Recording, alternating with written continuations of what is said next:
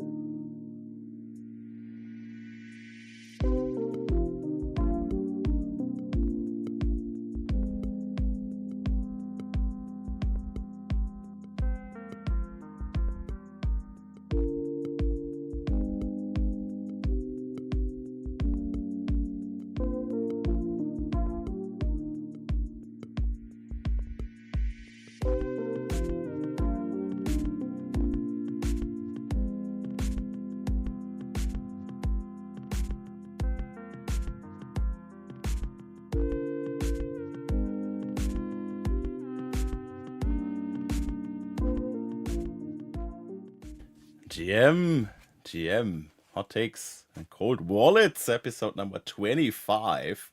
And before we get rolling today, I just want to say that Chain Patrol reached 5,000 follows on X, and this is a moment to celebrate the 25th episode. It's a great milestone for you guys. Looking for many more. Umar, Juan, how you doing? How's it going?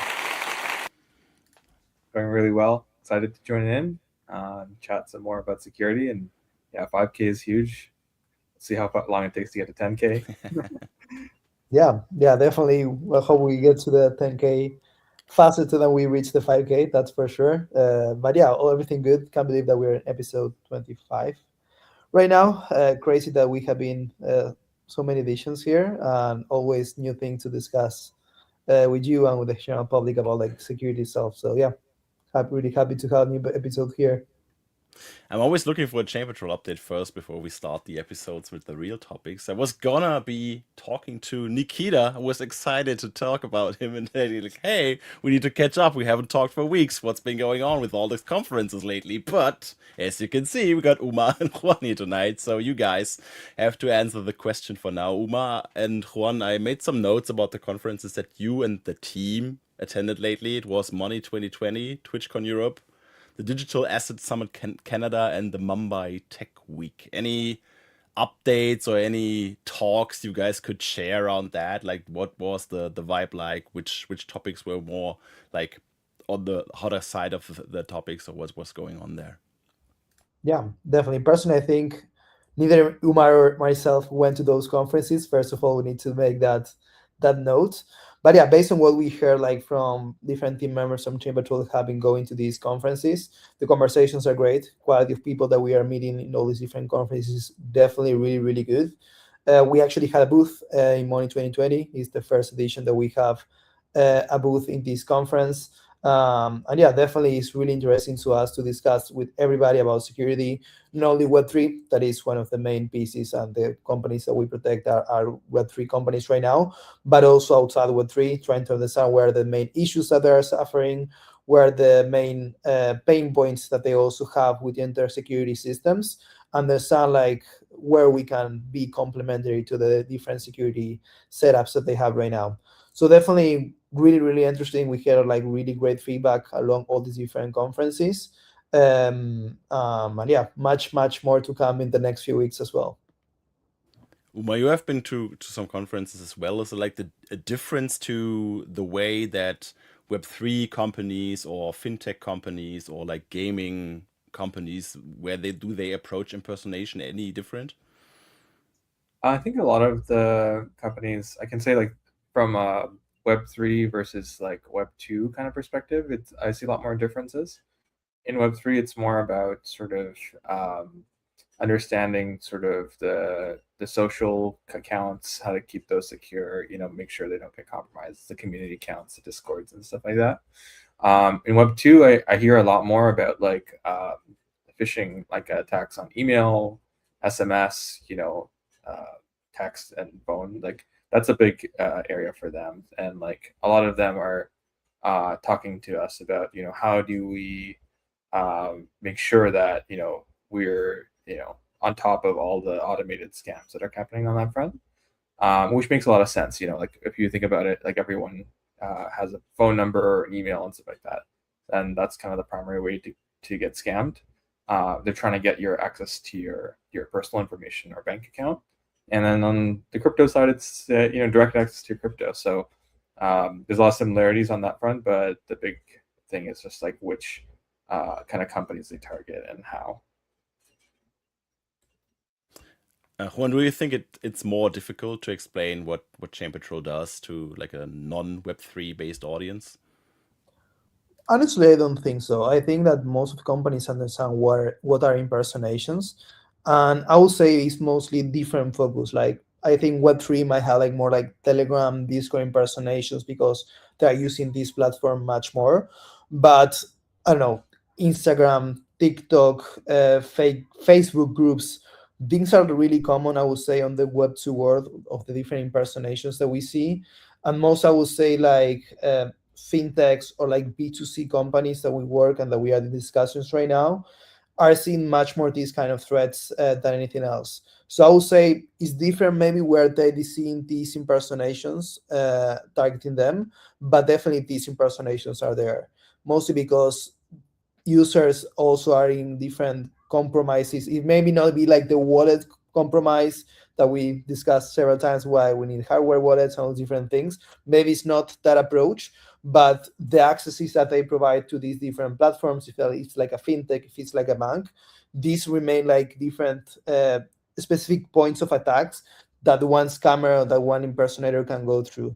So really different, I would say, on the type of attack that they receive, but they understand quite well of the impersonations and they usually understand quite easily what we do. Yeah, we have a topic that's quite fittingly for this kind of comparison between a Web2 and a Web3 hack or an attack vector, because Umar, Juan, we've seen a Meta AI kind of attack lately where basically the attacker was able to chat with the bot of Meta, which was like a beta test or something, which they were testing a feature with, and the attacker could get the bot to send them a password reset code to an email address that they controlled when they had like a VPN which was created and originated within like the radius of the original account they were trying to hack. And with that access to the AI, they were able to then get the bot to send them a password reset link to an email address they controlled, bypassing MFAs like authentication keys and all that, even SMS. Some people still use that. Please don't, but they do. And yeah, that's like kind of a horrible incident for people outside of the Web3 bubble. I would say like the tech nerds, like we see this all the time, but Web2 users, they are probably not that familiar even with AI attacks. So what's the take on that, Umar? Yeah, I think AI played a big role in that attack, not just on the tool, the support chat tool that Meta was testing out, but also my understanding is that after they used the VPN to get access to the password reset flow, it would ask them to basically take a photo of themselves or like a video to do the KYC. And so the attackers were able to use AI video generation tools to generate the KYC kind of or fool the KYC process. So there was AI on both sides of this attack, and it kind of just shows like how early we are in the use of AI and understanding and adopting it, adding guardrails on understanding its vulnerabilities. But B, kind of just shows you that these tools, just like crypto, is a dual use technology. So is AI, right? It can be used for good and it can be used for bad, for productivity and for attacking people and impersonation. So I think that's really important for us to understand when we're like building new technologies as well. It's like, okay, what's the logical extreme? Each time I ratchet up the ability of this tool, what else am I ratcheting up for the other side as well? So that was really interesting to me. Would you say it's really like an AI problem? I wouldn't say it's like an AI problem per se. I would say it's probably more like a permission or authorization problem for them. Like, should the AI be able to like grant these permissions in the first place, right? It's like something to be discussed, I guess. For sure. It's like I think there's the OWASP top 10, which are like the top 10 types of vulnerabilities we see in applications and systems. And broken access control is like I think top number 1 or top 3. And I think, yeah, it's exactly the case here. I think they gave a tool call, to that AI support chat to recover your account that should probably have had more like auditing and controls around it beyond just checking location and KYC. Especially, I think, for some of those accounts that were pretty high profile. I heard like the Obama account got taken, Barack Obama account got taken over, and a bunch of other very high value, I guess, accounts. So that was kind of surprising as well. Juan, what would you say? How dangerous does that become? Like, if a high profile account gets overtaken, which is like very widely trusted by the community because it was like used before, obviously, by officials.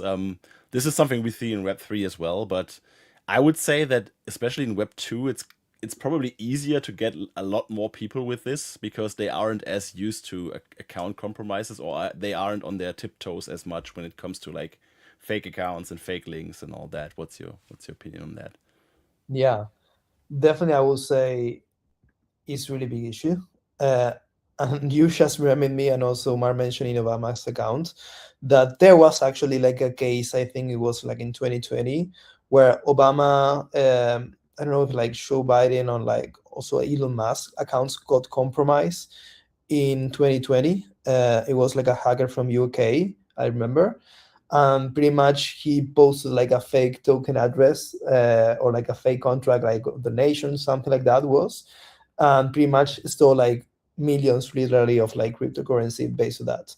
So the high confidence that these accounts provide to us is also is like a power, right? Like you can have like great influence, and with that great influence you can influence for good and influence for bad.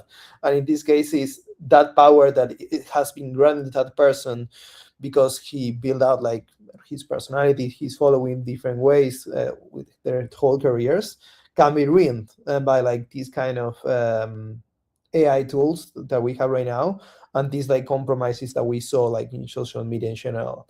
So definitely it's like a topic that really is really interesting, mostly because there is not a way to stop AI. There is no way to limit these new tools to being used in different in the main social media accounts and the main social media platforms. So the thing is like, what is actually available to do right now to prevent these kind of situations? What are the different updates that we can do, like to KYCs processes and so on? That's my main question, like because it's so easy, as Umar mentioned, that to fake like a KYC video. That how is the actual security that crypto exchanges have right now if the main thing that they need for users to withdraw their money is to have like a KYC process completed, right? So makes me wonder what's the future of like security on these more like centralized databases. I think it's a nice topic to maybe have with someone who's like very in depth when it comes to KYC and all that, because we have seen cases where KYC actually became like the opposite of safety, where it became like a vector for people to get attacked by because the data got stolen or got leaked by some providers, and then their home addresses or whatever were publicly known, or in dark web or whatever.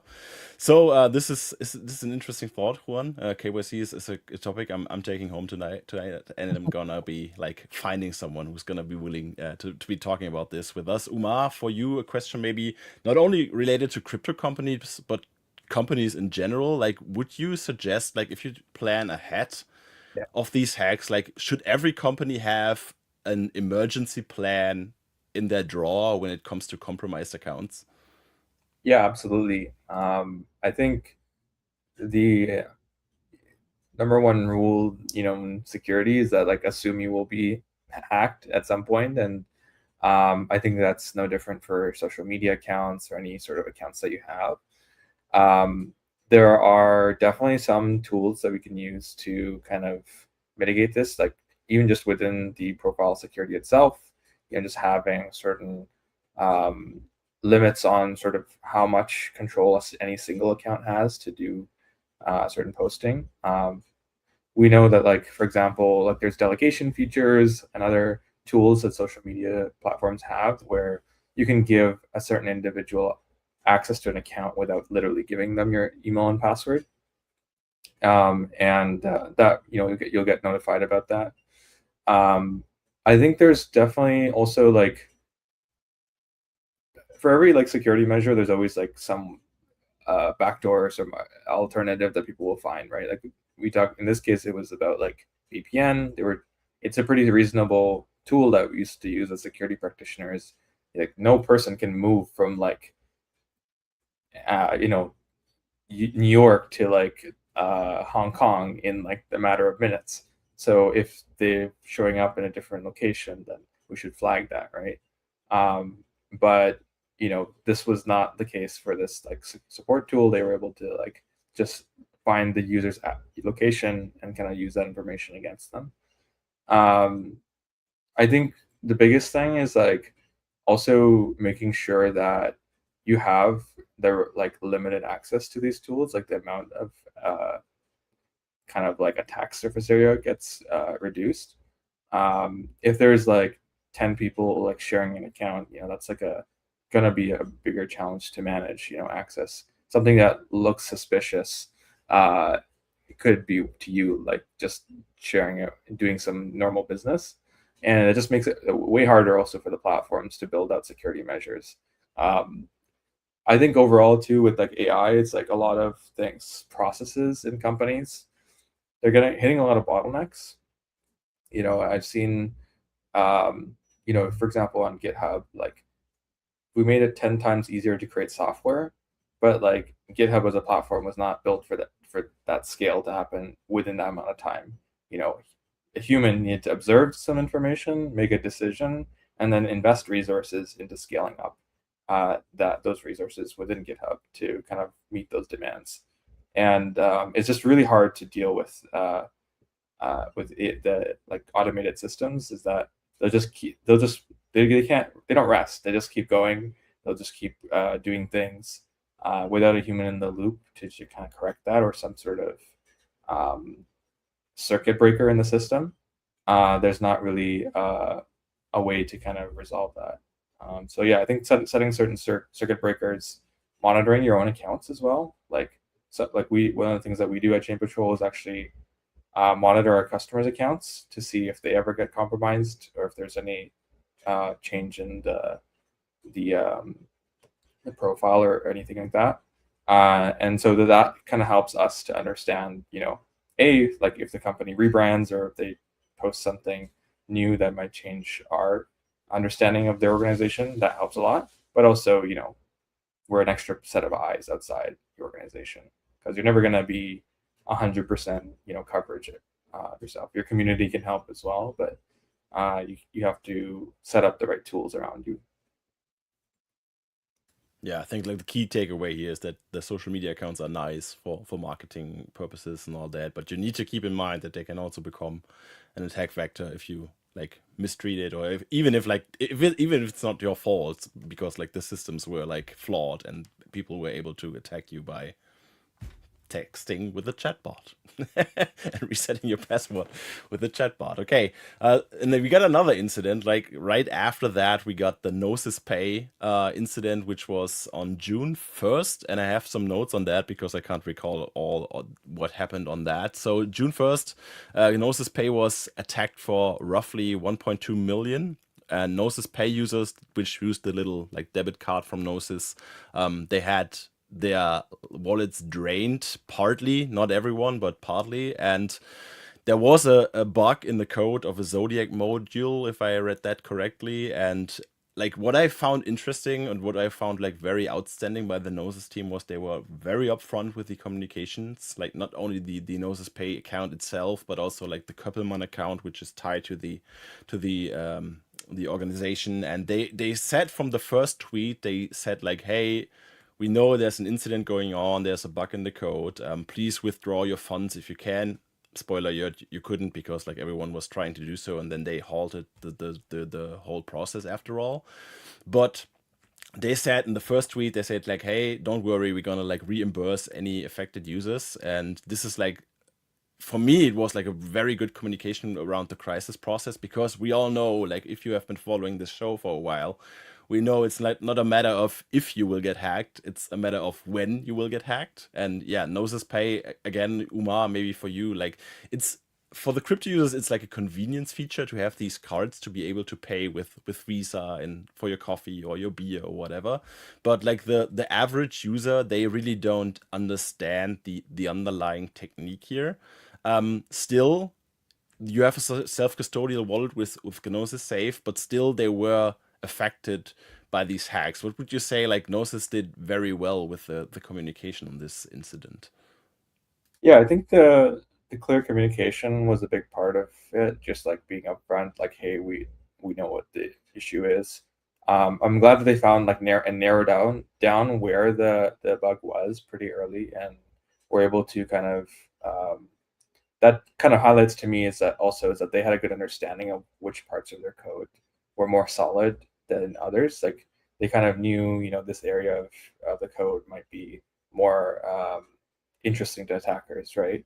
And so, so you can do a lot of protections and write code that's very robust.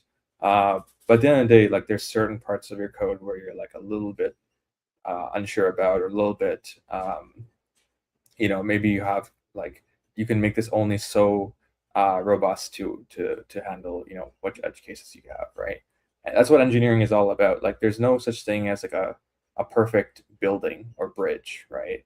That's like you're given certain tolerances and certain specifications. This bridge needs to span this distance, handle this weather conditions over, this historical data that we've collected, and has to last for 40 years or something like that, right? And within those constraints, they have to like build a little bit beyond, just to handle just the chance that it might fail or come out of those optimal conditions. And I think that's the kind of key thing that can help you design like an incident response plan. The other thing I did like is that they did a whole write-up about the incident, and even created sort of a Telegram group channel and like a communication channel for people to coordinate and like have discussions, right? That's I think a key thing is that like in that situation you have a lot of noise happening, and being able to direct that noise early on is really important, because if you don't, then attackers will take advantage of that too, right?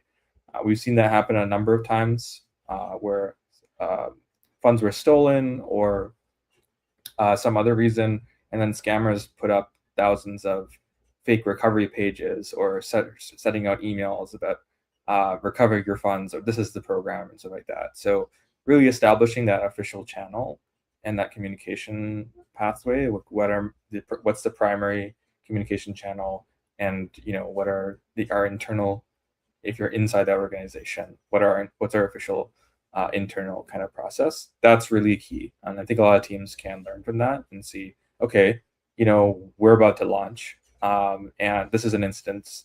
These are the areas that we could have incidents in. Let's, like, if not down to the minute or like second, then at least tabletop exercise this out and say, like, who are we missing from the conversation? What access don't we have to answer these questions? All these things kind of compound when you're in a real incident and emotions are high, and you don't know what to do. It's like, okay, at least we have something that we can refer back to. What did we do when we did the exercise, or our policy on that?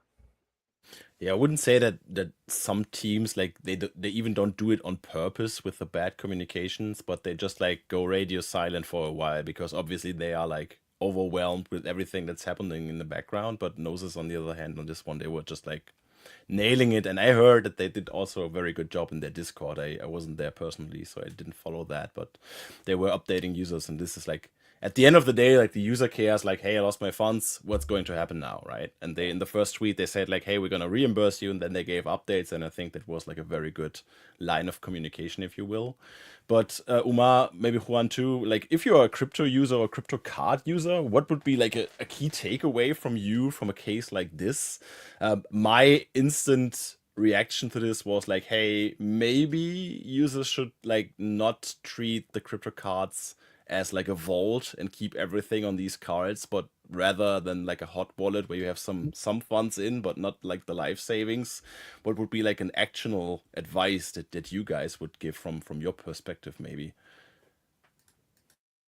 Yeah, I mean, I can add a little bit, and then Rohan jump in as well. But yeah, I think that makes sense. A lot of sense. I feel like the crypto card, it's also um, like people lose stuff all the time as well. Like if you lose that, like I know there's probably recovery factors as well, but I think there's just more that can happen. So just treat it like more like closer to disposable in a way. I know that people want to also like they feel good about it as well because like they're kind of like, oh, like crypto's like I can use it, I can now I'm getting value out of it in the real world, and they kind of want to have it on them and show it off and be like a user, and that's a big part of it too. It's like there's this social factor that people want to take advantage of these tools, but you have to also be mindful that like you're an early adopter, right? You're there's going to be sort of bugs, there's going to be kinks and things. So I always say like don't kind of put something in that you're into an early product that you don't like if that product disappeared tomorrow that you wouldn't be like in a very bad position. That's a big part of it too. Like I think it's just like understanding, accepting that you're going to have challenges in the beginning, and over time I think a lot of these problems will get solved, but it's just about understanding where you're placing your risk. But yeah, Juan, I don't know if you had anything to add on that one. I don't know your experience with any of the crypto cards. Yeah, definitely. I use some of them. Mostly, I don't know. When you have like crypto and you wanna use that in real life, I would say this is like a one good use case that we can have. And right now, there are like I would say two main providers that does this for like fintech and also for crypto companies that are called Rain and Bridge. Pretty much, they provide infrastructure that provide a lot of companies doing and offering these kind of services. So that's why we see like a lot of solutions right now and a lot of like protocols offering cards, a lot of like exchanges offering their own cards. So I would say this is like pretty common right now in the crypto space. um Definitely I would say one of the my main conclusions out of this hack would be to not treat this as a hardware wallet, as you mentioned with me. I think actually Ledger has their own integration right now with a card. Not 100% sure of that, but I think they have like some kind of solution that maybe allows you to have like a final transaction approved with your hardware wallet before doing any transactions. So that may be a solution if you want to keep security and keep using crypto cards at the same time. um, but definitely, I would say we need to be more careful on this while recommending crypto cards, as it will be like the regular card that you can get like from your local bank. Because I never heard of like a hack like this with like local banks here in Argentina or even like local banks like in other part of the world. So probably they have like a different infrastructure in place that allows these things not to happen. So again, my main recommendation would be if I try to onboard like a user to crypto and tell him like, hey, yeah, how can I use your crypto? You can just get this crypto card and just pay yourself with crypto. Awesome. But I will be a bit more careful not to have like, I don't know, more than 500 USD in that account if, in case that you don't need it, like you're just sitting there. Like if you are going to spend that the same or in the week, that's okay. But if it has to be sitting in that wallet like for weeks or months, maybe just send it elsewhere and just when you need that, just transfer your money back. So that would be my main recommendation in this case.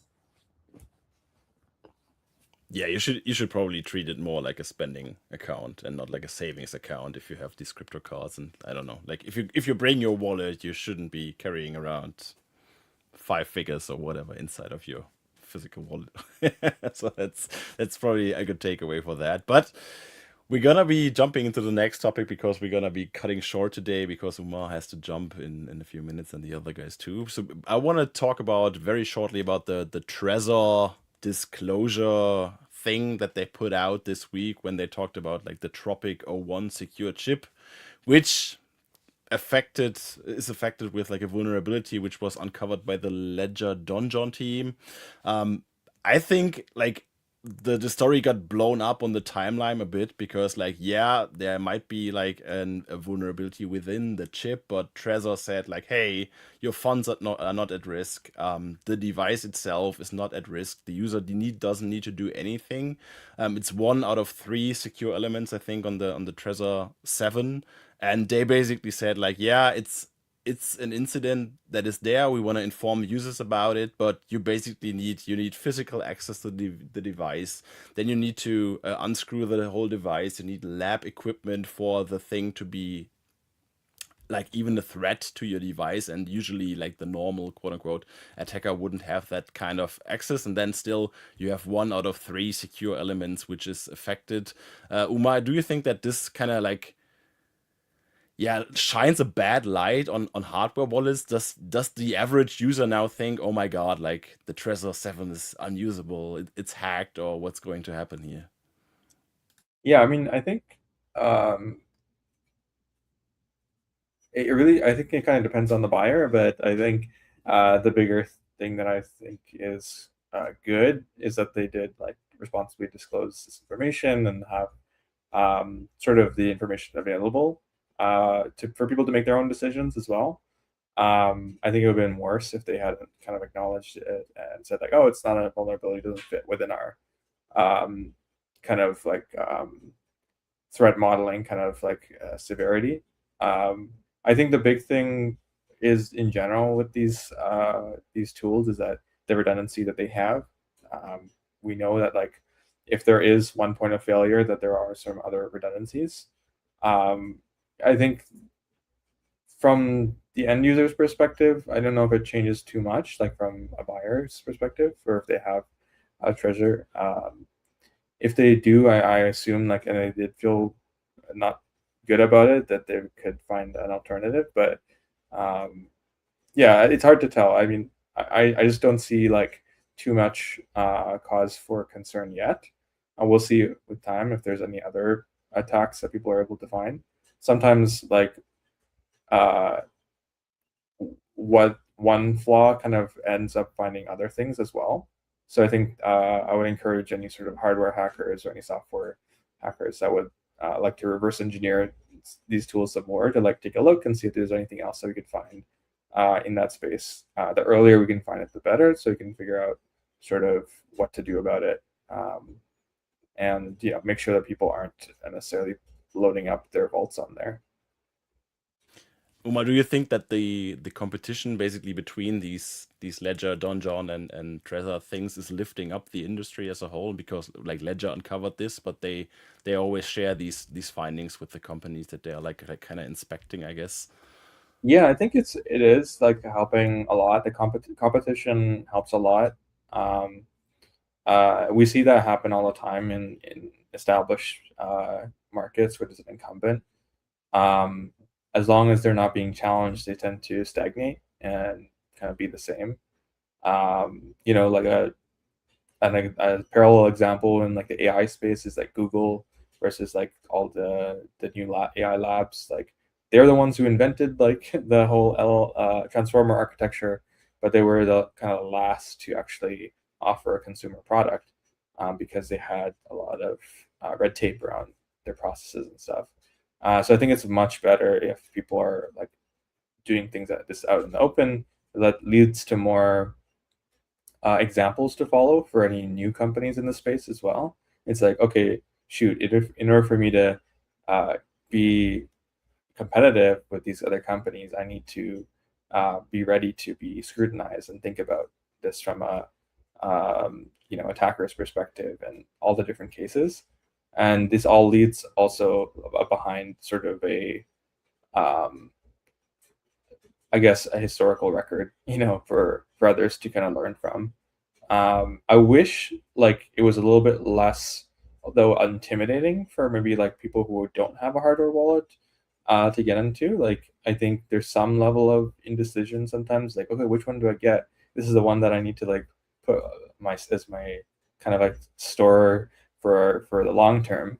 That part of it is a little bit more challenging, but I think of it more like buying a car. It's like, yes, there's a lot of options and it is expensive and you want to get it right, But at the end of the day, it's a tool. It's meant to help you get from point A to point B. Same thing with the hardware wallets. I think more or less they kind of have an established parity of features all across the board. And now it's more about sort of making sure that end users understand what they're getting out of it and how to like make it cheaper and more accessible. That's a great statement, Umar. I just had the keyword in my mind all the time, which you just mentioned about uncovering. You guys are uncovering something too with Lights in Dark Rooms. The documentary, it's coming out in 7 days, and maybe we're gonna have like a little video on the stream next time we are here. But you guys are running a promo right now with the little countdown on your social media channels for Chain Patrol. So if you wanna follow the countdown and if you want to follow the journey until the documentary is revealed for Lights in Dark Rooms, which is about scam compounds and like people human trafficked to scam other people's, please check them out. Check the social media channels from Chain Patrol. And as said, we're gonna be cutting this episode a bit short, unfortunately, but next week I think we're gonna have even more topics to discuss. Juan, Huma, thank you so much for attending, and thank you so much for taking the time today. See you soon, guys. Thanks, Weemy. Thanks, everyone. Bye Thank bye. you. Bye.